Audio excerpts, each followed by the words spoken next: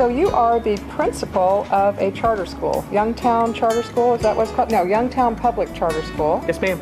And you've been doing that for 3 years. It's my third and year. You did not come straight from elementary school to being a principal of a charter school in Youngtown, Arizona.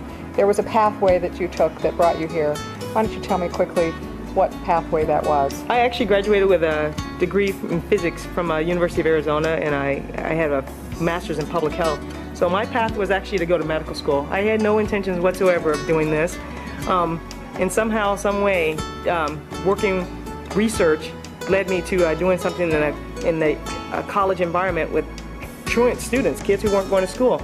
That got me involved with the courts, and the courts transitioned me into starting a company that dealt with kids who did not go to school.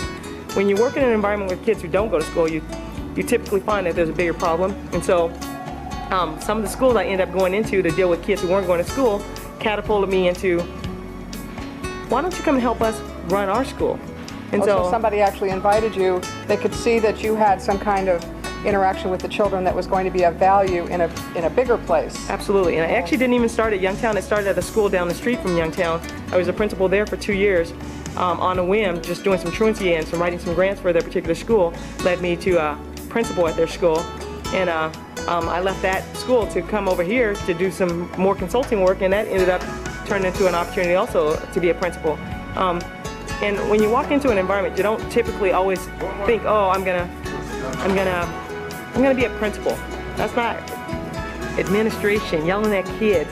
Nothing that I thought, oh, this is what I want to do. And then when you get here and you see the love of the kids excited to see your face, the impact. So it's not a buttoned up environment, it's not a suit and tie routine, but it is definitely a heart place.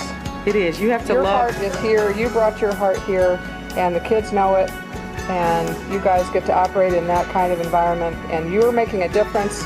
You're making sure that they get their shoes and their haircut and their good citizenship, their pat on the back. You know their names. They're not a number. Absolutely. And you know that when they leave here, the impact that you've had is going to be great. And that's your legacy. They're going to be. Would I be right? You would be correct in saying that. Contributors to this society, good citizens, taxpayers, people who are going to make a difference in other people's lives as they grow up because someone has made a difference in their life.